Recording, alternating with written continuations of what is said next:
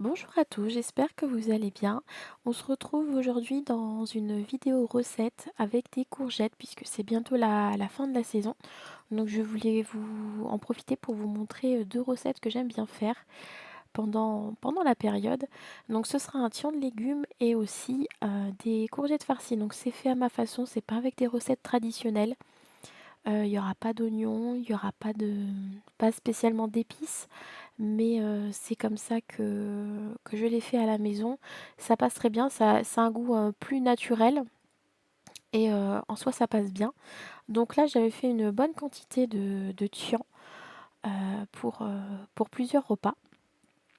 Donc pour le tian de légumes, j'utilise des courgettes, des tomates et du chèvre, donc j'alterne, les rangs. Et pour l'assaisonnement, j'ai mis un petit peu d'huile neutre, donc de l'huile de tournesol, du sel, du poivre. Ça m'arrive aussi de mettre des herbes de Provence. Là, j'en ai mis un petit peu. C'est vraiment très léger, c'est vraiment un soupçon. Mais c'est vrai que j'aime pas trop quand il y a de l'assaisonnement. Sur certains plats, je les préfère plus naturels.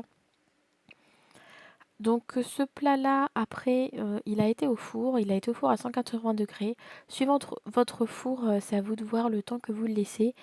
Moi, je l'ai laissé, entre 30 et 40 minutes. C'est pareil, c'est suivant aussi l'épaisseur que vous coupez vos légumes et si vous préférez qu'ils soient croquants ou fondants. Mais nous, on l'avait mis à 180 degrés.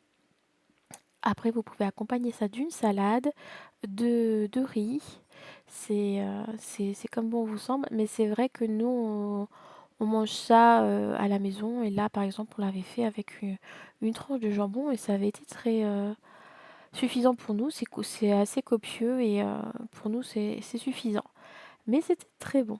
Donc c'est une recette que j'aime bien faire. Après, quand il fait très chaud et allumer le four, c'est un peu moins sympa. Mais quand c'est cuit et que ça dure, plusieurs repas, c'est cool aussi. Pour, la deuxième recette, donc qui est les courgettes farcies, j'ai fait revenir la viande hachée au faitout. Je l'ai pas surcuit, donc je l'ai pas cuit à fond. Je l'ai fait un petit peu coloré, puisque vu que ça va passer au four, j'ai pas envie d'assécher la viande. Donc là, j'ai fait un petit peu coloré. Je l'ai assaisonné, donc sel, poivre et un mélange que j'avais trouvé à Action, ail et herbe, il me semble.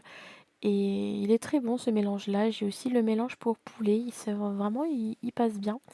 Et j'ai aussi un petit peu lié avec une sauce napolitaine pour garder la viande humide, donner un goût supplémentaire. Mais pas que ça baigne dedans, vraiment juste histoire de lier la viande. Et c'est vraiment très bon comme ça. Vous allez voir, ça reste assez neutre, enfin pas neutre, mais assez simple au niveau du goût. Je mets pas d'épices dans tout.